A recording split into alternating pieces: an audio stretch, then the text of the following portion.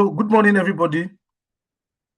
Today we are continuing with our discussion. I think this is about the eighth topic we are dealing with in this course.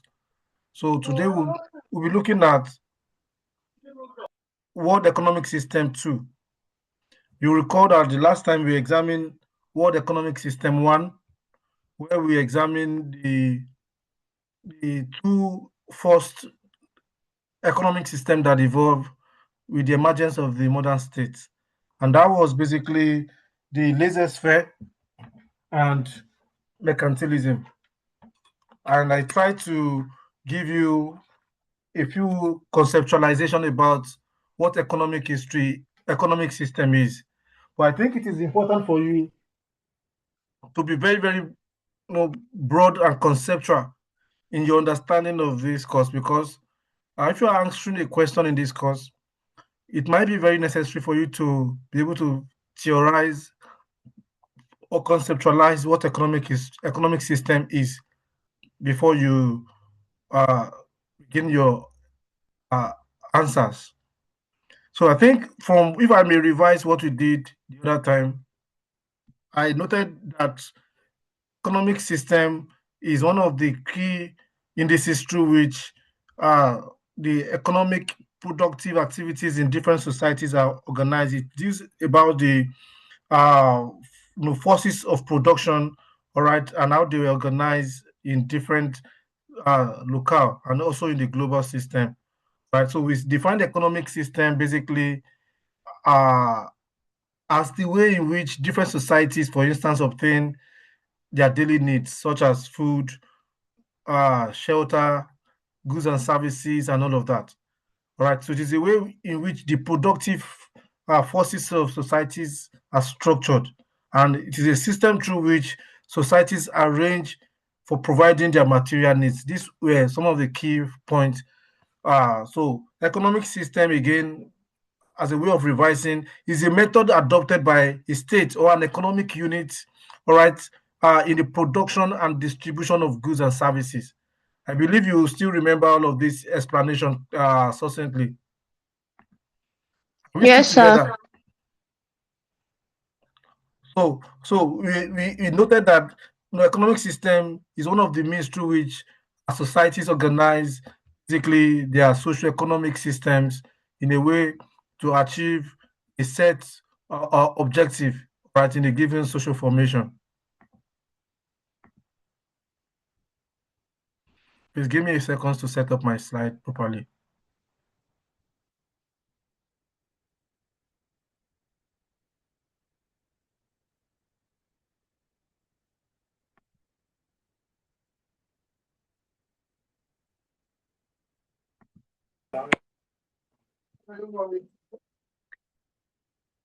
So what I'm saying is the economic system is a way in which society engender economic prosperity through appropriate structuring, all right, of their political economy. So an economic system therefore provides the necessary guidelines on how the means of livelihoods could be obtained by people living in that society. So to a large extent, the system adopts various uh, political or economic models in achieving or determining the level in which the structure in which the economy will be organized.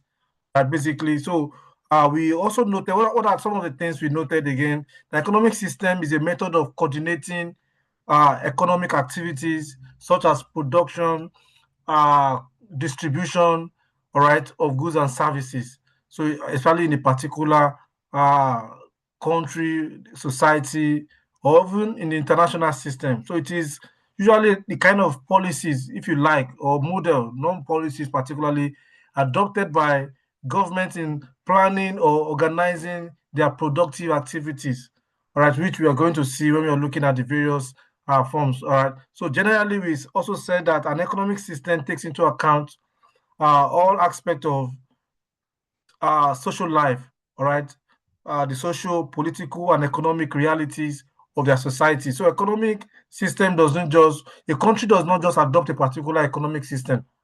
It has to be tailored along the cultural and social realities and even the environmental factors, all right, in their domain. So basically, we noted also that economic system refers to the allocation, again, for emphasis, to the distribution of the basic means of production, and which can be an arrangement under which the available resources in the particular state can be harnessed or utilized in order to achieve the satisfaction of the welfare needs of the members of the society.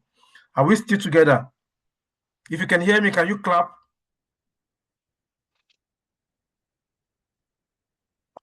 Okay, great. So to a large extent, economic system, as we said, adopted by each country, each political bloc or unit, also determines the political systems practiced by that particular country or unit. And you see the example from US in our discussion, all right, which practices neoliberal capitalism, all right. So capitalism no, favors liberalism, all right, and this also reflects, for instance, in the political system practiced by the US or the Western country, democracy. So you cannot, for instance, it might be difficult to say that a country is practicing capitalism, neoliberal capitalism, and not practicing democracy, although there are exceptions. The illiberal democracies in Eastern Europe, or even, sorry, in Asia, for instance, if you've seen in China, right, and also in Eastern Europe, in Russia, right, where a blend of capitalism. So we'll come to all of this in our discussion. But again, we've noted that an economic system has fundamental objectives, if you remember, and these include: number one, to achieve rational, to achieve a fair and judicious utilization of the national resources of a particular unit or block. You remember in our topic, economic growth and economic development, where we try to emphasize that a country cannot be said to have developed, all right, when the fruits of economic growth does not correspond to uh, qualitative improvement in the lives of the people, livelihoods of the people in the society. So economic system, all right, the key objective, any economic system that does not focus on achieving rational utilization or distribution of resources, all right, might not probably be said to have achieve its objective. So key to an economic system is proper coordination and regulation of units properly, the different sectors, whether manufacturing sector, the industries, the mining sector, all right, the productive sector, the companies, the import and export trade, all right. So there has to be a proper coordination based on the particular principles or ideology adopted by different blocks. So key objective of an economic system is also to ensure rapid economic development and growth, also to satisfy the basic necessities of life of the people, such as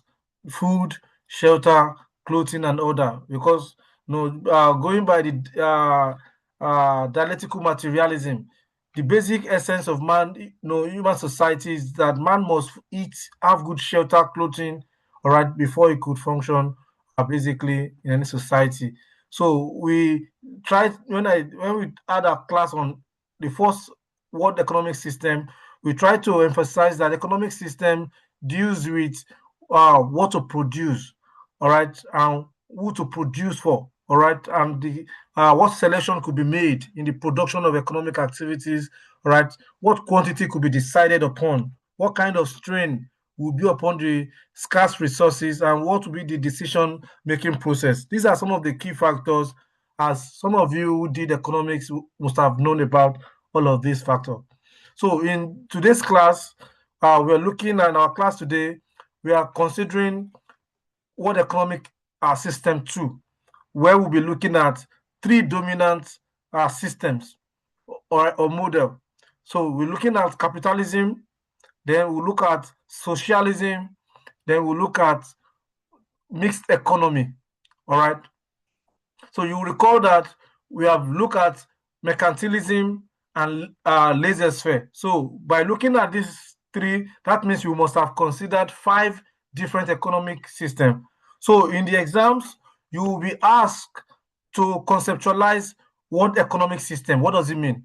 And in that same question, you will be asked to compare and contrast any three economic system. So you must have a strong mastery of at least three of these five economic systems that we have discussed. Number one, we'll examine mercantilism in our last class. We examined laissez-faire in our last class. Today we are looking at capitalism, we are looking at socialism, and we are looking at mixed or planned economy. Mixed economy, pardon me. So we'll look at basically now we'll go into the main aspect of our discussion where we look at capitalism. All right. So we want to look at what are the features of capitalism, basically in a social or an economic system. So capitalism. Okay, let me, if I may ask, can someone help me to define capitalism? Any one of you who can help me to define, how would you define capitalism, please? I think that's one of the key. Let's make it quite engaging. Capitalism. Can anybody help us?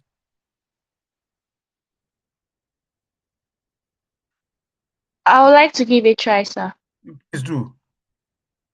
Okay, so capitalism is an economic system whereby ownership or means of production is in the hand of private individuals.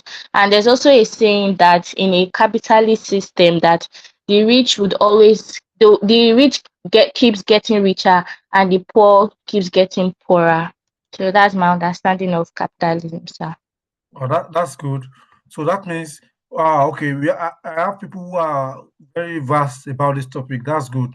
So she has given us a very, very succinct and very, very concise, description or definition of what capitalism is. It is an economic system in which the productive forces are concentrated or is concentrated in the hands of private individuals. All right. So it is a neoliberal economic model operated or introduced by the Western societies following the end of the Second World War. All right, from the end of the Second World War actually led to the polarization of the world into two blocks. All right, the some countries in Western Europe and United States, popularized the idea of freedom of commercial activities. The idea of capitalism, neoliberal capitalism, was predicated on three core notions: individual freedom, uh, uh, uh, government by consent, all right, and uh, free property rights. All right. So individuals under this system, as she has noted, have the prerogative, the freedom to exercise their creativity or innovation in different productive activities. So they are at liberty to set up companies or productive ventures in a way to maximize profit. So capitalism is a system in which ownership of means of production is in the hands of private individuals, as she has said. So that means that compared to socialism, which we are going to discuss, or let's relate it to mercantilism, in which the government, the system is centralized, all right, where a government controls the productive activities in a particular social formation. Under capitalism, ownership of the means of production is in the hands of private individuals, as many who have no individual autonomy to do business, no restriction. All right, there is no encumbrances, there's limited. As a matter of fact, one of the key cliche used to describe capitalism is that the invisible hand of the market, the working of Adam Smith in the context of commercial interaction. That means that most of you, in some of your daily, everyday experiences on the street or in the market or anywhere, you must have heard about these stuff like government have no business in business. Okay, so these are some of the rhetorics, or rather underlie, the rise of capitalism, right, since the mid 20th century. Okay, so although it was an economic model that had been in existence and has been popularized for a long time, all right, but it thrived, all right, at the end of the Cold War. The end of the Cold War, all right, started, the Cold War started as an aftermath of the Second World War, in which two blocks emerged, as I've said, the Soviet Union, which was popularizing socialism, and the Western countries, US and the UK, West, who were popularizing uh, neoliberal capitalism. So this capitalism became much entrenched, especially during the 90s, with the collapse of the Soviet Union. All right, the collapse of the Eastern Bloc, the Soviet bloc, led to the triumph, all right, which meant that liberalism no triumph over socialism. Okay, so the under capitalism, the primary objective of the owner of the capital is to make profit, and therefore emphasis basically on market allocation. So the producer, all right, or the industrialist or the capitalist has absolute prerogative or freedom to determine the price, to determine how his good is produced, for whom his goods and services are produced, all right, and it decides the mechanisms, all right, in which the demand and supply actually conducted without any control or direction by the government or any state authorities or agents. So that means that in capitalist system, you as a student today, you can decide that you want to start producing textile, or you even want to start producing milk, or you want to start manufacturing a device. All right. So unlike under mercantilism or under socialism, where such uh, autonomy will not be granted, or which you will experience some restriction.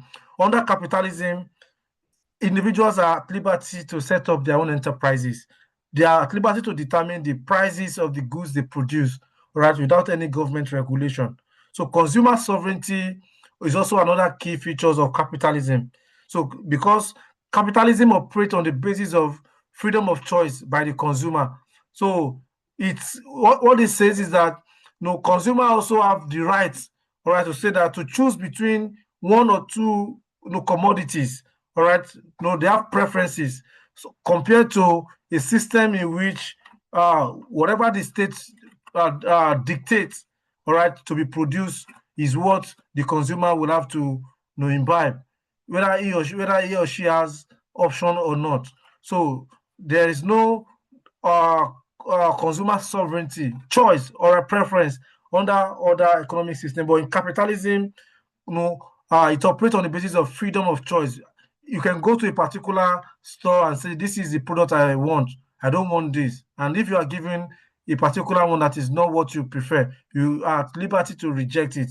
But it's not the same in other economic system. So freedom of occupation and freedom of enterprises is also part of the key characteristic of the capitalist model. All right. So in this kind of case, there is freedom of choice by the entrepreneur and even the laborer as well. So some of you now, you are going to graduate maybe in the next 3 years or so, and you are at liberty to say that, well, I want to switch profession.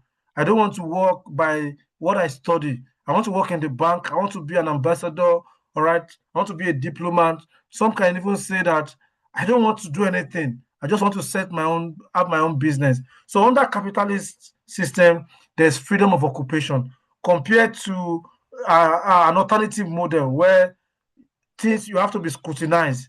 They will say that if you want to switch, if you study, for instance, mechanical engineering, for instance, and you want to start opening a barbering salon, for instance, perhaps there will be encumbrances and limitation. You have to go through government uh, accreditation to say that no, you cannot practice this because this is not what you do. You don't have expertise, no skill sets in all of this. But perhaps under capitalism, there's freedom of occupation. All right, so creativity and innovation is expressed through without any uh, restriction. So competition is also a critical and essential attribute of capitalism. So competition, all right, thrives under capitalism. It encourages the existence of large number of sellers producers and buyers, who are motivated by their own self-interest. Don't forget that when we look at laissez-faire, for instance, we talk about the that the system was inspired by the Charles Darwin model of survival for the fittest. All right, survival for the fittest. That is that, in the state of nature, it is the strongest, all right, that maximizes all of the benefits. So under this system, consumers are not consumers are not only right, but they are also regarded as king. So consumers have choices, they have preference, they can tell the producer we don't want, they can dictate how their goods will be produced because they are the ones funding the sustainability of the productive process. So consumers' right is absolute under capitalist economic system. So we are saying that capitalism, is a system in which is also known as market economy. It's a system in which each individual, in his capacity as a consumer, as a producer or resource owner, is engaged in economic activities with a great measure of autonomy, of freedom. So whether as a producer or as a consumer or as a buyer, so both of you interact, all right, as without being coerced, all right. You have autonomy, you have freedom to determine what to produce, how to produce, whom to produce to, and the consumers too also have the autonomy to decide what to buy. So under this system, each individual is at liberty to pursue or engage in any occupation he or she also pleases and produce whatever he wishes. All right. And I've mentioned that this private in this system, private ownership of property and means of production is essential, and it's one of the key effective factor that makes capitalism a functional model. So essentially, capitalism is an economic system in which assets are privately owned. We have mentioned that, and production is predominantly for sale. All right, these things are not produced, all right, for charity or for welfareism. The essence is profit maximization. So under a capitalist system, for instance, the role of the government is basically to make enabling laws, all right, for smooth working of the system, such as the suppression of violence, all right, the enablement of basic infrastructure like electricity, like security, all right, and in pursuance of a conducive economic environment for businesses to thrive. So these are very, very critical. So what are the virtues, or let's say the advantages of capitalism? We have mentioned that number one, capitalism leads to greater efficiency. So that means when there is no monopoly, when there is competition, when there is consumer preferences, there is private ownership. All right. So this helps or enhance creativity, for instance, to thrive, and efficiency, to be achieved. Basically, of course, since the ownership of private property and investment is in the hands of individual, all right. No, this also helps in a way to enhance the productive activities, although we'll come to the disadvantage of all of this. The third factor is the availability of varieties of goods, which enhances consumers' choices or preference. So in this system, there is variety. Consumers have the opportunity to decide what goods or services he or she prefers. But under alternate, maybe socialist, this might not be the case because everything is restricted. It is only a few organizations or corporations, all right, that the government sanction that will produce what everybody needs, whether people have no varieties or no. So, but in capitalism, there's varieties of goods and services. So there is also freedom of choice by the consumers or the producers, all right, uh, especially with regards to uh, the mode of production and the quantity of the product, all right, and the ways in which things are produced, basically. And another key advantage of virtues of capitalism is in the production and distribution systems, in which the process in which, or under capitalism, because of the competition, all right, uh, uh, the efficiency is always paramount, all right, because if you know that there are 100 other companies competing for markets to dominate the markets, particularly in a particular commodity. So as a entrepreneur, you would want to maximize, you want to do everything to ensure that you achieve efficiency in your production and in this distribution of your goods, all right, to your consumers. So this capitalism allows for improvement, for innovation, all right, and for uh, creativity, all right, in everyday activities in capitalist society. All right, so there are also different economic systems, all right, which, all right, we'll probably look at much later. So, what are the demerits of capitalism, basically now? What are the disadvantages of capitalism? All right, whatever has a good side also must have a bad side. That is key. Capitalism leads to the concentration of wealth in the hands of a microscopic elite, all right? A few people who dominate the political economy. I think it was in 2024 or so, the Oxfam report, Oxfam, all right, a very powerful international organization that produces data on socioeconomic issues around the world, came up to say that the wealth of this entire global community is in the end of less than 2%, less than 1% of humanity. That is the global resources, all the wealth, all right, that is on planet Earth is controlled by let's be honest, 2% of the world population. Let's drive it home for you to understand. In Nigeria, with a population of about 230 million people, the wealth of the country, all right, the resources are monopolized by no less than 0.09% of people in the country. So you can count them if you sit down within 30 minutes. All right, if you want to do a survey or an assignment, we can count all the billionaires, all the trillionaires in Nigerian society in a twinkling. No, we don't need to labor. So the wealth, they monopolize the oil and gas, they monopolize the manufacturing sector, the aviation sector, the industries, the landed properties, real estate, they dominate them.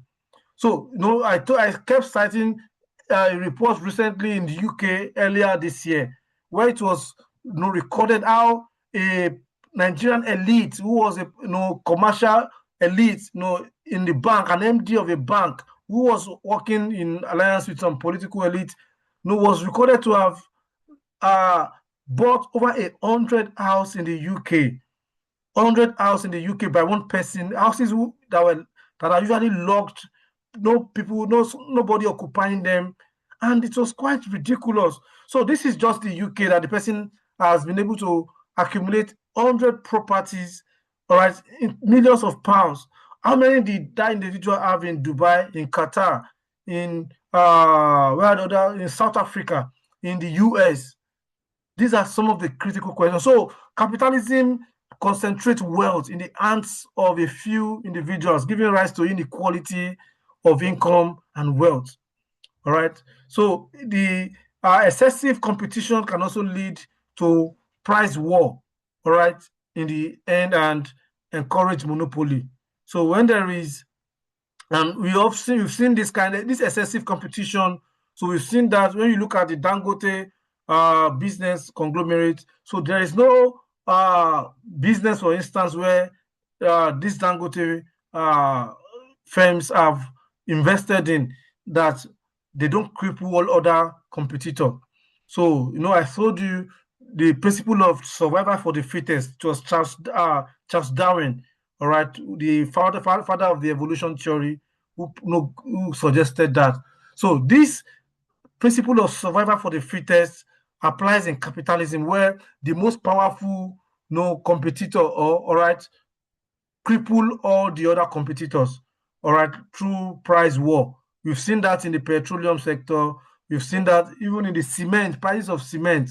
All right, one of the ways in which, for instance, powerful companies like Dangote have monopolized the production and sales of cement is through all of this, price war. all right, in which survival for the fittest and the survivors survive. So another key element is that capitalism cripples the social consciousness of individuals towards fellow men and society. So it is a system that is driven by, which is controlled by the Obesian, by people with Obesian instinct. Thomas Hobbes, all right? It was Thomas Hobbes who is the father of the, who propounded the idea, you know, of the instinct, this kind of self-preservation in which people, all right, lack empathy for the consumer. They don't care about what happens. So at every slight opportunity, they they increase or they change the prices of commodity, the quality of the commodity. So this cripple the consciousness. So capital, because capitalism is predicated on profit maximization.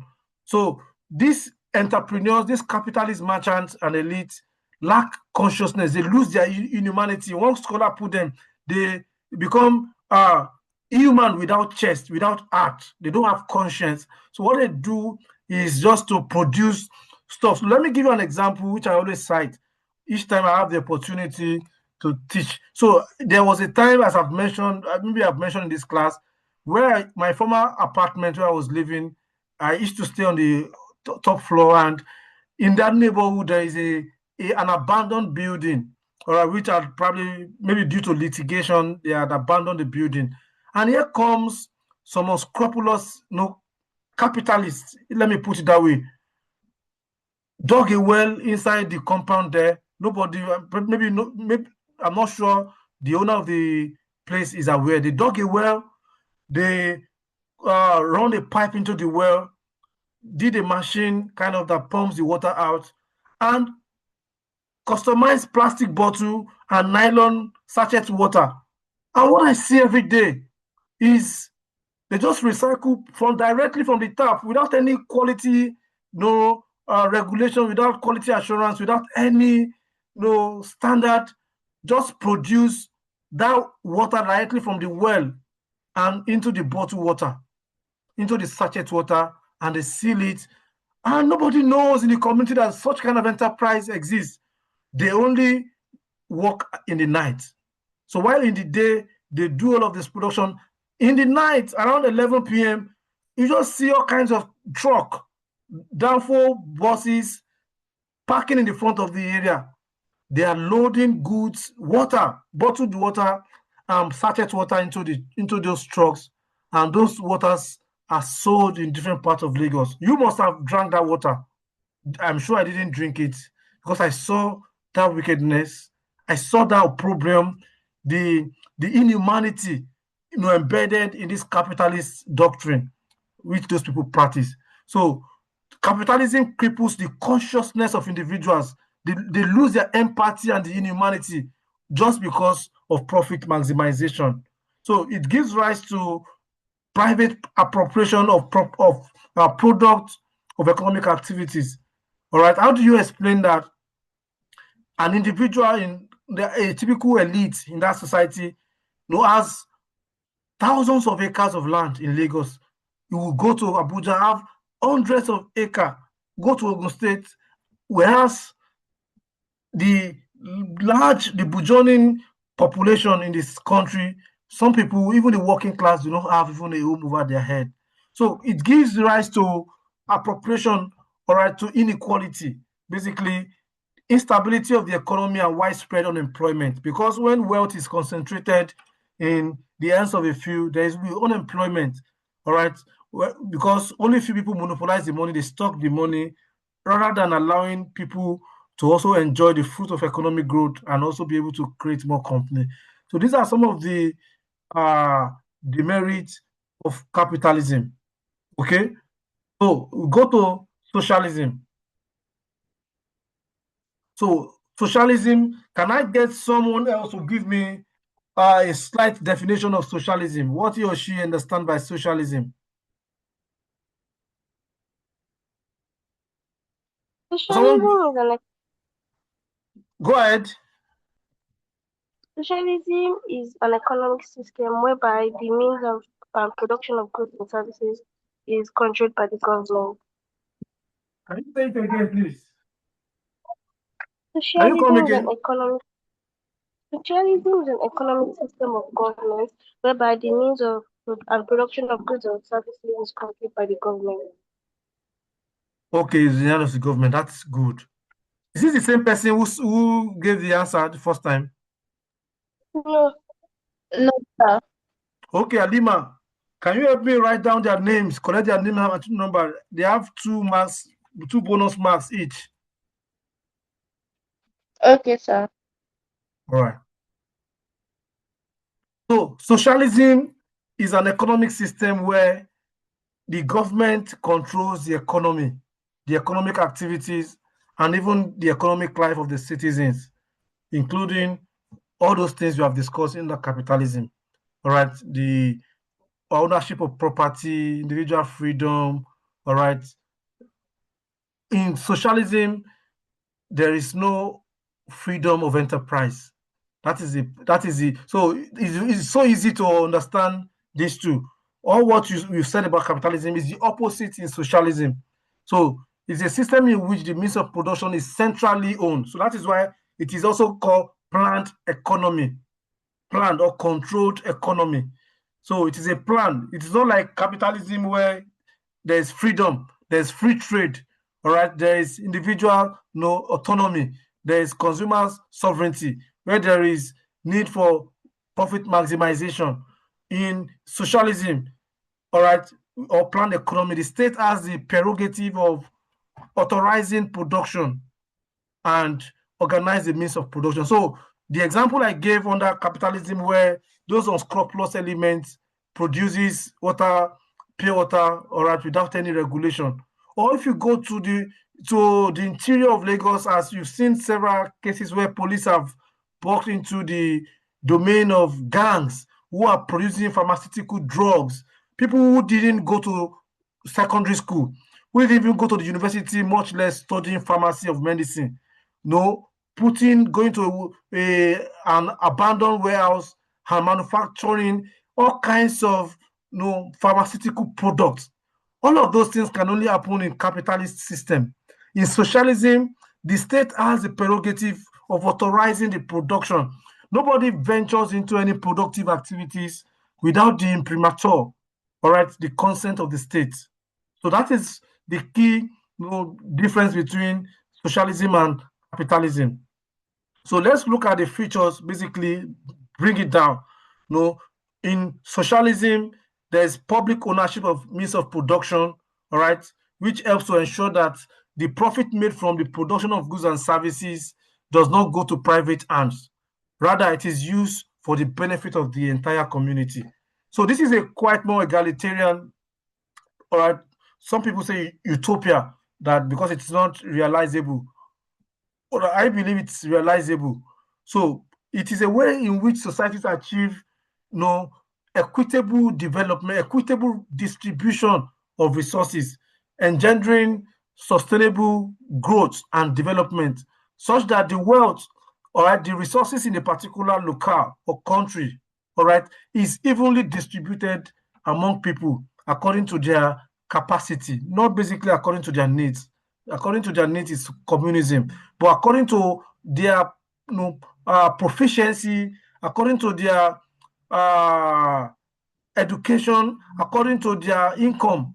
All right. So this is a way in which the state generates or achieves some form of equity, not equality, equity, to be sure that perhaps the gap between the rich and the poor is not too wide. The haves and the have not. That it shouldn't be heaven and earth, as you see in Nigerian societies. They are extremely rich people, billionaires, whereas they are extremely poor people coexisting in the same social formation.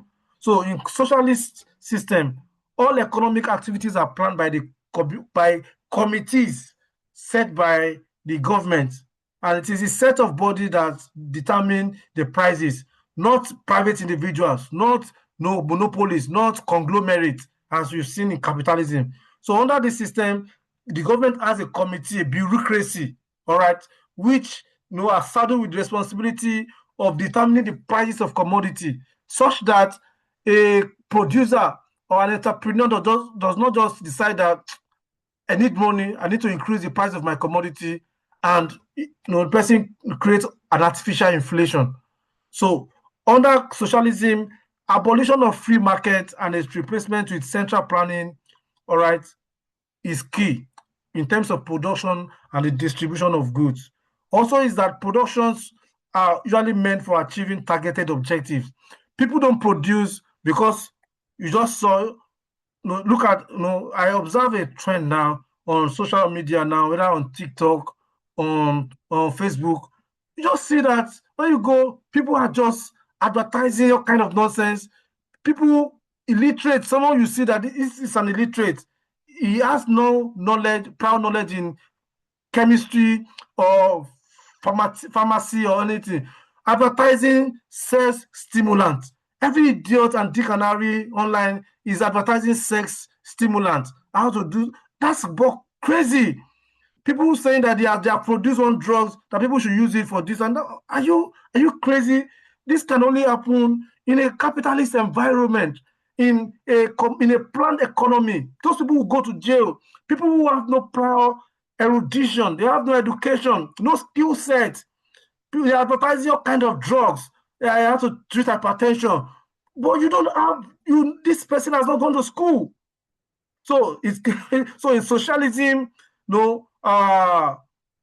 there's planning. Productions were meant to achieving targeted objectives, all right, and the government regulates that those who are producing one thing or the other are probably monitored. There's proper monitoring or coordination of the economic activities.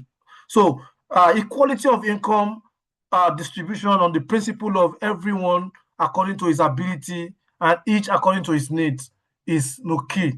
For instance, in a socialist economy, one person will not have hundreds of acres in Lagos, hundreds of acres in Abuja, in Port Harcourt. No. Under a socialist economy, what would thrive is that an individual, one person, will be entitled to, for instance, one flat his entire life. Okay? So you don't have right to buy land.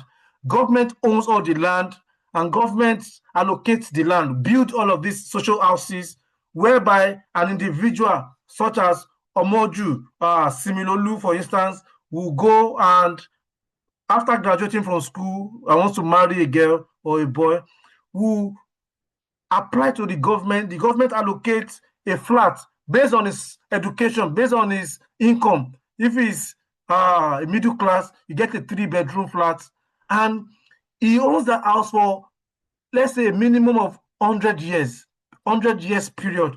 The land will not be transferable or hereditary, if I'm correct. So the children will not be able to inherit the land because after 100 years, the land reverts back to the government.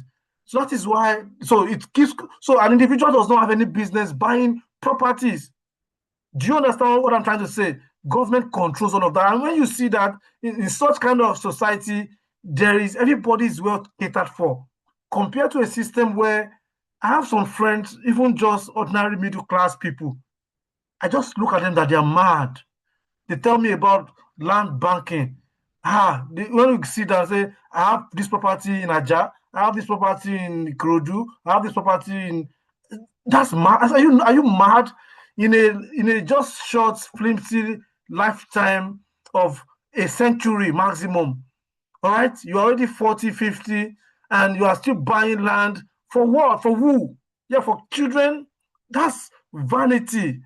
All right. Whereas there are millions of people who don't even have a roof over their heads, and that is just at the level of ordinary working class people, middle class, who are not middle class. What do you want to say about the political capitalist, thieving, parasitic bourgeoisies in the Nigerian society, in Africa? All right, you can see most of them have lost track. I gave you an example. I was talking to a friend before I traveled, who is a big person in the real estate, and he was working with a politician. They go about buying land from countries, and they go to a country. The politician was telling him that I like this property, the way it is, the place it is situated. I would want to buy this property for myself. And the guy checked his diary and said, sir, but you already own this property. He said, how? He said, you bought this property 10 years ago. So all of those things can only happen under a capitalist system. In socialist system, the government controls. There's principle of everyone according to his ability and everyone according to his needs. So, what are the virtues of socialism? Pulling together all resources as well as expertise, all right, to ensure greater efficiency. Instead of dissipating energy, some unscrupulous people who don't have business in manufacturing and production, government pull all the strengths together. If you have expertise in different, government assemble them and put them together, for the production, for the common good of everybody. So there is guarantee of greater welfare due to inequality of income under this system. Basically, that is to say that production is geared towards meeting the needs of the majority, not profit maximization. All right. For me, I think that capitalism is evil. Capitalism is oppressive, and capitalism is exploitative. Right. It is a system that is incompatible with human dignity. All right. So elimination of monopolistic practices, as there is no competition with the system, is also key factor. In which case, labor capital and expertise can be easily harnessed for every necessary productive activities. And this quite works well in my own thinking. But when you compare it with so what are the demerits? What are the disadvantages of socialism? So there is no system that is absolutely perfect. Anyway, one of the key criticism against socialism is bureaucratization. All right, bureaucracy. You know what bureaucracy is? You can check your dictionary. All right, in this sense, decisions are subject to red tapeism. For example, the manager of a plant cannot work efficiently. All right. In this case, the director or the producer in a particular firm does not have the right to undertake a particular decision, productive decision, without some government committee or bureaucracy meeting and approving them. So this creates delays in the implementation of programs, in the production of productive activities. So that's what they call red tapeism. Because you have to go through several processes, signing, accreditation, and all of this. So this, according to some critics, they feel that it limits efficiency, right, in everyday productive activities. So socialism also operates on the basis of administered prices, in the sense that the prices of articles are fixed by the agencies established by the state, and therefore the market is subject to market forces. So in this case, the invisible hand of the market does not work. The workings of Adam Smith is silent. And so because some critics feel that because private or individual investors do not have the right or the prerogative to take undue advantage of people by price inflation, by changing price of commodity, that this actually limits efficiency. But I don't know where I stand or where you stand in this kind of stuff. So in your analysis in the exam, you might have to really analyze it more with more evidence. So in socialism, it is difficult to make economic calculation, all right, because especially in terms of cost and price and profit, and this is because everything is planned and calculated in accordance with targets of the plan. For instance, so a company cannot make an economic calculation under this system, all right, by saying that this is the amount we want to produce for these goods within the last quarter, and this is the profit we intend to generate within this period. So it doesn't happen in this case because the government regulates there's targets. Everything has been mainstream. Everything has been planned, and there's limits to which any individuals can change or influence in this kind of economic model. And there is also lack of motivation or incentives to work hard and innovate. Of course, most of you who have been to some of the ministries or some of the public sector, even in the university there, or you've seen the lackadaisical, the not no the nonchalant disposition of some of the public officials. All right, if you go to some, I don't want to say university, you go to a public service ministry, all right, what should be done immediately by an employee, all right, would in a day or in a few minutes, they will tell you come back next week, right? Because they know that the Yoruba word ogata or gaota, all right, do you know that whether the master, the boss, sell or did not sell, the salary, the wages of the employee will be paid. So this is the kind of syndrome that you find in the under socialism, because the government is the one paying the salaries of people. So most often, I've always had reasons to fight people in public sector, whether in the ministry, in the public agency, in local government, even in the university. So you want to go, I go most times in Senate building there. I've fought many people, right? Since I've been in that university, I've fought people, senior, you have been paid. You see, some people come to work by 8, they don't come by 8, they come by 9 and 10, whereas you're supposed to resume by 8. And when you come by 8, the first thing you go and do is to go and make a cup of tea, all right, and put some food in the microwave. They eat and gist and gist and gist. By 11 o'clock, they leave the office. They say, I'm going to the health center. I have a headache. Or they say that I'm going to pick my kids in school. And because of that, they'll come back by 3:30. And when it's 4 o'clock, they carry their bags. They don't even wait till 4:01.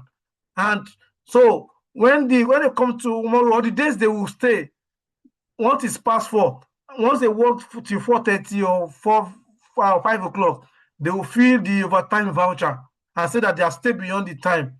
But you know that you have not been in the office from morning. You have been moving all around.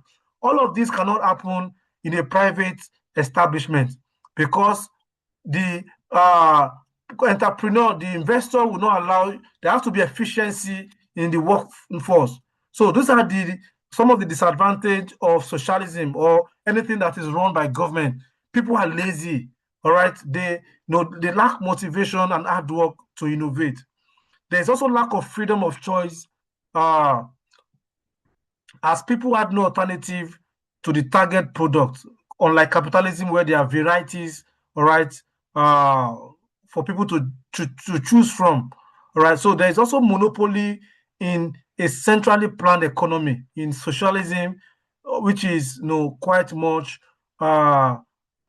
unproductive anyway. Monopoly in the sense that government might decide that for this particular commodity, we are only giving accreditation to 2 companies. Only 2 companies will be producing, or 1 company will produce these goods and serve these goods for the entire country. Under socialism, there's no competition, there's no varieties of goods and services, and this actually leads to monotony, and people's consumers' preferences are limited, and all of this. So there's lack of drive towards efficiency in the production as well as the use of labor and machinery, because ogata or gauta, pardon me for those who don't speak Yoruba, but so there's shortage of commodity, all right, also because if everything is centralized, there's limit to which one company can produce for the entire population. But if there are different agencies and companies, there is competition to produce, to drive the quantity also. So we'll go to mixed economy now. Let's look at the mixed economy. So the mixed economy is a system where both socialism and capitalism coexist. Okay, so I think before I proceed, it is important to I've cited earlier countries which practice, for instance, capitalism. I've mentioned Western Europe, all right, the United States of America, all right. So to just mention a few, there are countries for socialism. There are the former Soviet Union, all right, was the founder or the proponent of socialist system. So all of the Soviet states, until the 1990s when it collapsed, practiced socialism. Okay, so socialism, so for you to have an idea of where this, so but in terms of mixed economy, mixed system, so there are quite a number of countries, for instance, Nigeria, in a way, is said to be practicing mixed system.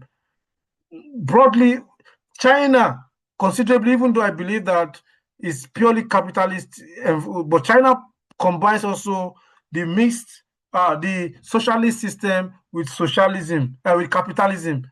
Economically, China practices capitalism. All right, freedom, no monopoly, individual property rights, no. But politically, they maintain a planned political system, an authoritarian system whereby, all right, everything is done, controlled centrally. So China combines the two. I'm not too sure. Some people say Nigeria practice the mixed system, but I believe Nigeria practice the capitalist system, the neoliberal capitalist, economic system.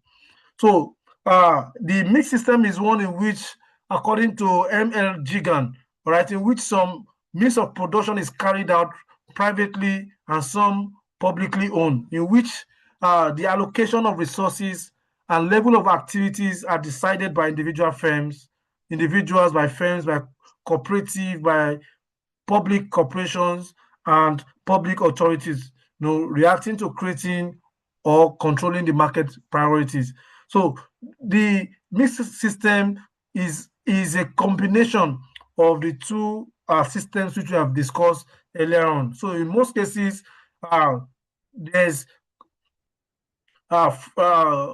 individual property rights, there is individual autonomy, there is competition, there is monopoly, all right, and there is also, in most cases, government agency controlling, government institutions regulating several aspects of commercial activities. But largely, in this kind of stuff, where this mixed economy is practiced, the government play a significant role through several boards, by establishing boards, all right, maybe agricultural boards or pharmaceutical boards, those who sit to regulate, all right, the activities of stores, while also allowing private investors to thrive. So the key features of the mixed economy is that important sectors of the economy are under the control of the state. Important sector are under the control of the state. In this case, if you look at Nigeria, for instance, all right, if you look at even let's say China, Brazil, all right. So these are mostly public utilities such as transport, for instance, the railway, the waterways. All of these are controlled by the state in a way for strategic and other reasons. So private sector also exists and function where individuals set up their enterprises and manage their businesses. However, the state still regulates the working of the sectors through suggestions, subsidies, credit facilities, and other stuff. So under this mixed system, there's joint sector. All right, some of you must have heard about public-private partnership (PPP). So this joint sector where government enters into a joint venture with the private investor by investing substantially or in some ways, in the commercial activities of the company, while the rest is in the hands of the private sector. So there is the cooperative sector also, which also thrives. This is based on the principle of cooperation through the formation of joint stock and venture. So this happens a lot in Nigeria. So the mixed economy is organized, avoid or remove evils of exploitation by the capitalists. So in most cases, the government tries to come in to have a share in a company of in the business of a particular company, to be able to monitor and be sure that they do not overexploit the people or to regulate their activities. So economic freedom and control exist at the same time under this system. There is both freedom and there is both control under this system. So what are the merits of mixed system?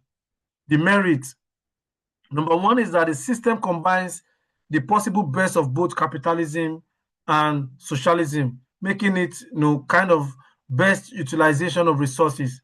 So it takes the good part of capitalism, all right, maybe the aspect of competition or consumer sovereignty, all right, and blend it with some of the government regulations, all right.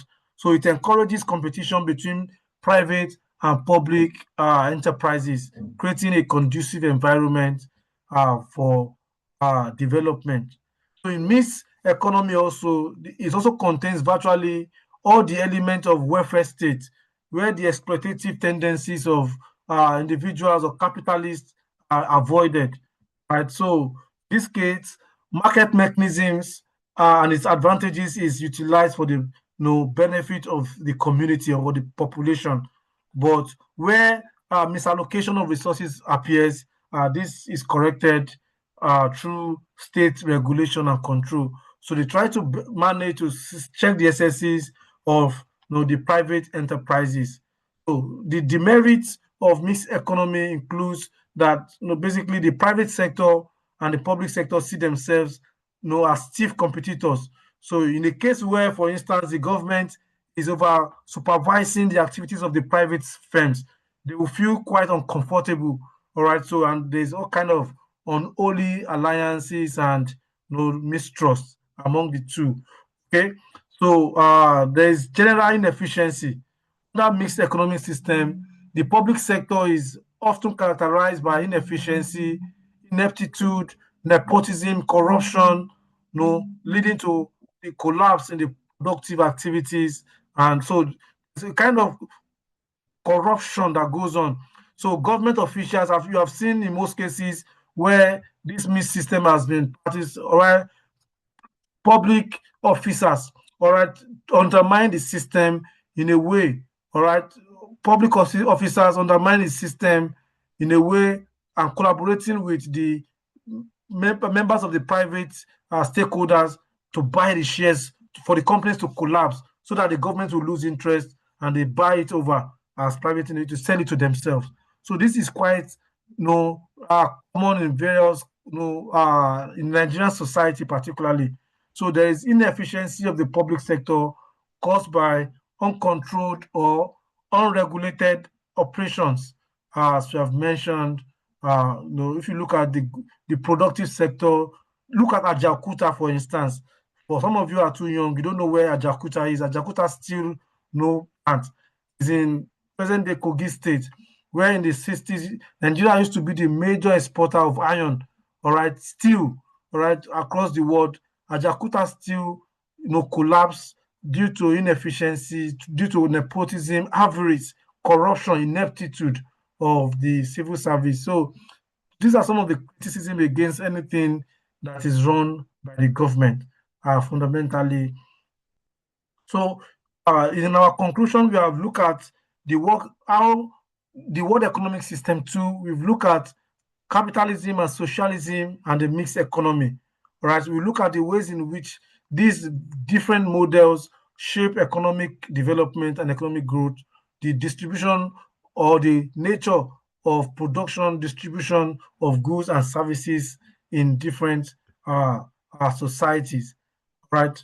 And so I believe that one of the key ways for you to really do a proper assessment of this economic system is to read some of the recommended tests and be very, very vast.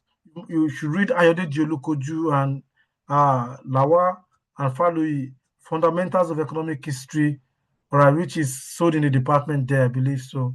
And there is also ML Jigan, Microeconomic Theory, and Robert Brunner and Williams Milberg, okay, The Making of Economic Society. So with this, you'll be able to have a broader understanding of this topic. As I've told you, what you need to probably rehearse, all right, is to be grounded in the conceptualization of economic system. What is economic system? Compare and contrast between any three or two economic system, whether mercantilism and socialism or capitalism and mixed economy or laissez-faire and all of that. So far we have looked at 5 world economic system, which I believe is quite sufficient for you to be able to analyze